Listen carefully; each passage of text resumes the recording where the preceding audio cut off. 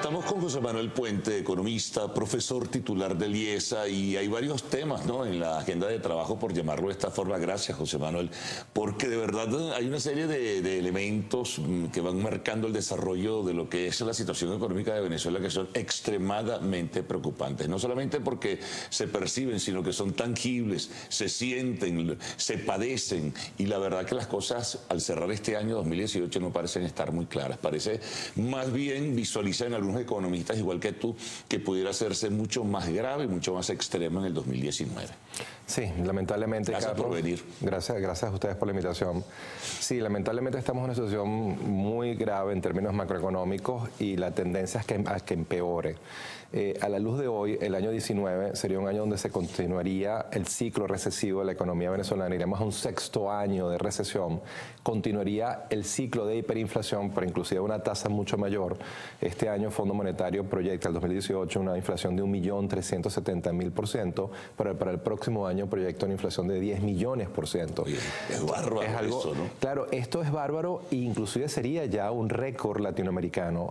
A la luz de la data que tenemos extraoficial del mes de octubre del 18, el proceso de hiperinflación venezolano sería récord en América Latina, es decir, la hiperinflación venezolana y la magnitud ya de millones por cien es superior a cualquier otra hiperinflación que haya vivido cualquier economía latinoamericana. Entonces, para el 19 continuaríamos un ciclo recesivo de hiperinflación y de fuerte escasez sin que el gobierno haya implementado de manera exitosa un programa de estabilización. Ahora, ¿qué significa el que no se haya establecido un programa de estabilización macroeconómica?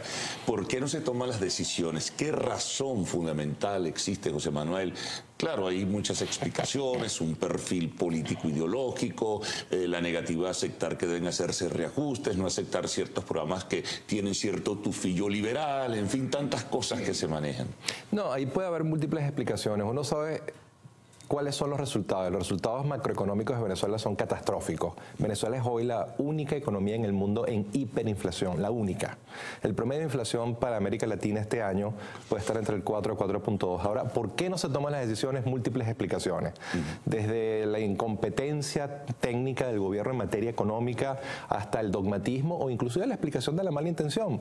Esta visión de que sobre los escombros del capitalismo surgirá el socialismo del siglo XXI y el hombre nuevo aparecerá entre los escombros. Es una fantasía, ¿no? No, claro que es una fantasía, además el experimento es muy costoso para la sociedad venezolana. Esto ha sido una crisis muy larga y muy profunda, donde ya, de acuerdo a la data que tenemos agregada, el 87% de la población vive en pobreza, es decir, el 87% de la población no tiene el ingreso para el acceso a la canasta básica normativa de alimentos y medicinas. Y después de ese desastre económico y social que ya se está convirtiendo en una crisis humanitaria, el gobierno no ha podido implementar de manera exitosa un programa de estabilización que recupere crecimiento, control de la inflación y abastecimiento de la economía. Y ese es el hecho objetivo. ¿Por qué no lo ha hecho?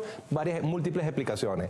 Pero el hecho objetivo y medible es que Venezuela vive el peor desempeño macroeconómico de su historia y el peor desempeño macroeconómico agregado de cualquier economía latinoamericana en los últimos 50 años. Imagínate, en los últimos 50 años. Ahora bien, hay una variable, que es la variable cambiaria, que tiene un peso determinante, inclusive en lo que es este escandaloso proceso hiperinflacionario. Esa paridad dólar-bolívar continúa en ese mercado paralelo, que quieras o no es el marcador referencial para muchísimas personas, para los portales, por llamarlo de alguna forma.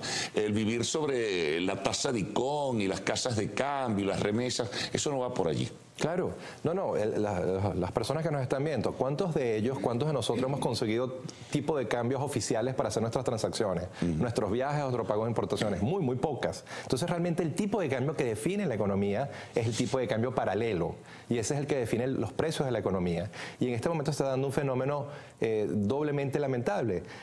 Los precios están creciendo a una tasa intermensual extraordinaria. La inflación diaria de Venezuela es 3 o 4%. Sí.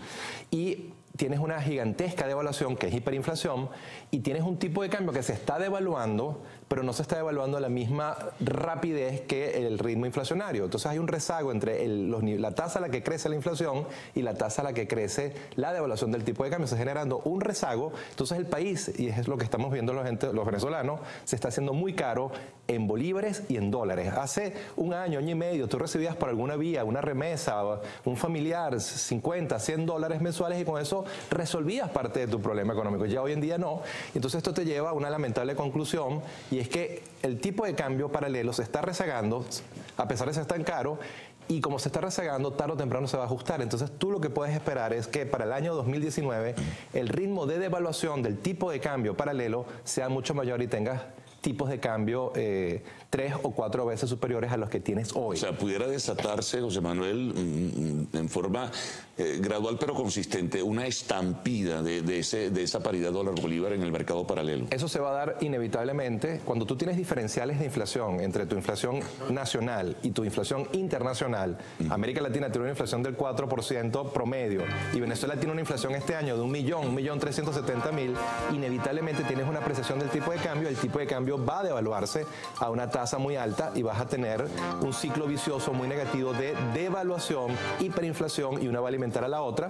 Entonces vas a tener un año 2019 lamentablemente en hiperinflación por un año más. Ahora fíjate, José Manuel, hay una realidad de lo cotidiano. No todo el mundo va a poder recibir o recibe remesas, no todo el mundo va a poder afincarse en esa paridad dólar-bolívar, no todo el mundo va a tener dinero para poder comprar. Y ahí nos aproximamos de lo económico a una situación crítica en lo social. Claro, aquí es muy Porque claro. la gente no va a tener con qué comprar, la gente no va a tener en suma con qué comer.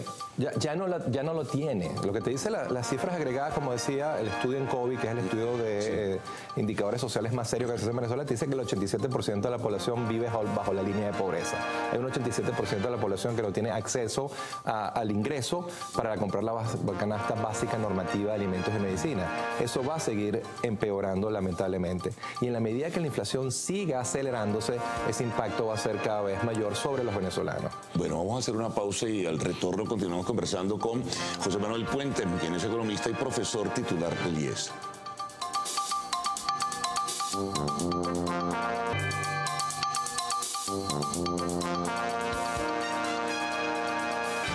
Bueno, seguimos con José Manuel Puente, economista, profesor titular del IESA.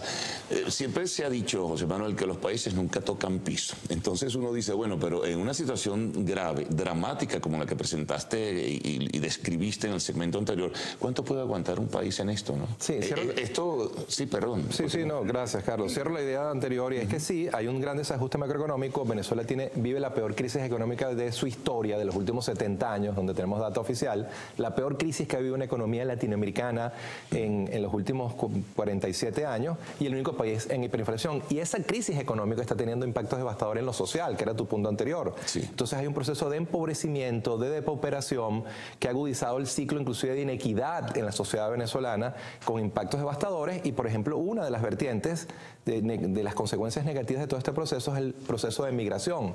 La variable clave explicando el proceso de migración que está viviendo Venezuela, donde en este momento tiene más de 4 millones de venezolanos viviendo fuera de su frontera, tiene que ver en los últimos años con la crisis económica. Una población que no tiene el ingreso para acceder a alimentos y medicina y simplemente tiene que huir para poder sobrevivir, para poder comer y comprar las medicinas básicas. Ahora fíjate, en este segmento de entrevistas pues han venido muchísimas personas del sector económico privado a hablarnos del drama que se está viviendo. Las cifras son también demoledoras, ¿no? Lo que está ocurriendo con el sector industrial venezolano, lo que está ocurriendo con el sector comercio y servicios, a uno le hace o le llena de un gran temor que de repente se diga, mira, bajamos la Santa María, el sector industrial no puede seguir, salvo unos pocos que puedan tener todavía el músculo financiero para sostenerse.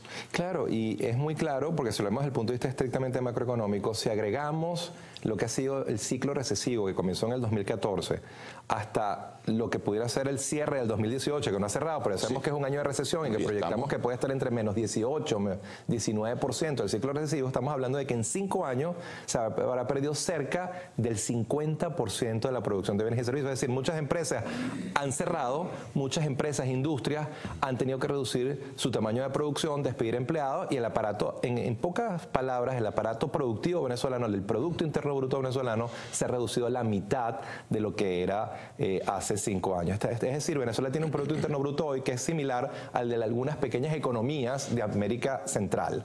Cuando Venezuela fue durante muchos años por ser una economía petrolera, una de las economías con un PIB medio alto y con un gran potencial de desarrollo y crecimiento. Ahora, hay un valor añadido allí, José Manuel, que es también declina por las circunstancias que vive, el drama que está viviendo la industria petrolera venezolana. Eso no le permite obtener recursos por vía de la renta petrolera. Situación difícil porque no puede traer importaciones para enfrentar las situaciones de coyuntura.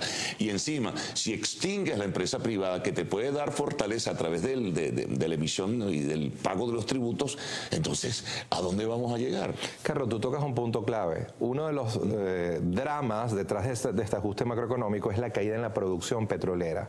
De acuerdo a las cifras que publica la OPEP, y Venezuela sigue siendo miembro de la OPEP, Venezuela, el último informe que genera OPEP, está produciendo 1.2 millones de barriles por día. Eso es un tercio de lo que Venezuela producía en los años 80 o casi un tercio de lo que producía en 1998 cuando se inicia la revolución bolivariana. Es decir, a lo largo de 19, 20 años has perdido 2/3 de tu capacidad de producción. Entonces, obviamente, tu ingreso bruto por exportaciones, recordemos que el petróleo es el 95, 96% de las exportaciones venezolanas, ha caído y eso te genera una cantidad de restricciones. Una, no tienes dólares para importar los productos que requieren los venezolanos, no tienes dólares para hacer frente a tus creencias internacionales como deuda, y es por eso que has caído en default. Venezuela ya agrega... Y tampoco tienes dinero para invertir en la industria. Tampoco tienes dinero para invertir, para explorar, producir o mejorar o invertir en programas sociales, por ejemplo, y has caído en default en cesación de pagos porque no tienes los ingresos en divisa para hacer frente a tus acreencias. Y con esto cierro el círculo. Venezuela tiene entre el 2018 y 2027 $90.000 millones en vencimientos de deuda. La pregunta es cómo va a cruzar ese río de vencimientos con los ingresos actuales en dólares con un nivel de producción petrolera que es un tercio al que tenía en 1999. No, es grave, sin duda alguna que es una situación. Ahora, no se vislumbra nada, no se visualiza nada.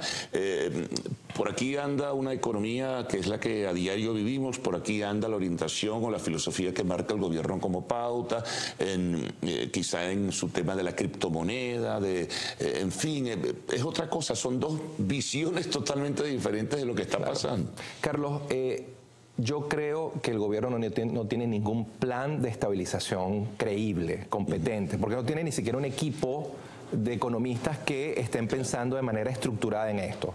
Yo creo que en el gobierno sobran competencias en otros lados, pero en el área económica hay un gran déficit de capacidad técnico-económica. Sin embargo, en el país la hay. En Venezuela, en los últimos años, muchos venezolanos estamos discutiendo cuáles son las salidas a este desastre. Y la verdad es que si hay un continente que sabe cómo corregir, por ejemplo, procesos de hiperinflación es América Latina. Casi todas las economías de América Latina vivieron hiperinflación y hoy en día están con inflaciones de un dígito creciendo, generando riqueza y bienestar. Conclusión, las opciones de política económica para revertir el ciclo de hiperinflación, recesión y escasez existen. Sabemos cuáles son, solamente hace falta que haya el liderazgo visionario que pueda instrumentarla y revertir el ciclo de desastre. Ahora, tú eso no lo pudieras hacer si no cuentas con el apoyo de una empresa privada, pero si tienes una empresa privada exigua que está en un proceso no solo de declinación, en algunos casos de extinción, ¿cómo puedes hacer? Si no le das la beligerancia, a pesar de la supervisión del Estado, de la vigilia del Estado, si tú no le das fuerza, si no le das empuje y motivación a la empresa privada, pues Venezuela va a seguir así o peor. No, sin lugar a dudas, Carlos, eso es central. La empresa privada tiene que ser un pilar fundamental de este proceso de reconstrucción. En todas las economías, aún las más modernas y de mercado, existen estados que regulan, pero regulan, no intervienen, expropian, nacionalizan, hiperregulan. Entonces es natural que coexista. Lo que puede hacer lo público debe hacerlo y lo que puede hacer lo privado debe hacerlo, y los dos en una asociación estratégica deben ir a un proceso de reconstrucción nacional. Por ejemplo, en la industria petrolera yo no veo ninguna alternativa de recuperarla, al corazón de esta economía, si no hay una cooperación entre lo público y privado y logramos captar del resto del mundo capitales para explorar y producir, y logramos captar del resto del mundo capital humano en esa área que nos ayuda a reconstruir la industria, porque hemos perdido parte de nuestros mejores ingenieros o químicos consecuencia de la crisis. Ese proceso de migración, uno de los sectores que ha sido golpeado fuertemente ha sido el sector petrolero, que ha perdido muchos de sus mejores trabajadores e ingenieros. Corolario, estamos muy mal. Estamos muy mal, pero la historia de América Latina y la teoría económica te dice que esto tiene solución si tienes el liderazgo correcto, correcto que opta por las opciones de política económica, y Venezuela sigue teniendo las reservas petroleras más altas, más grandes del mundo. Un país que tiene el 25% del oro negro del mundo no puede estar destinado al fracaso. Tiene que tener alternativas, pero necesitamos el liderazgo correcto que opte por las opciones de política económica correctas. Bien, bueno, José Manuel, muchas gracias por tus comentarios, apreciaciones, información, reflexiones por el que nos hemos transitado en la mañana de hoy. José Manuel Puente, economista, profesor titular del IESA. La pausa, amigos. Al retorno, arte y espectáculos en lo actual.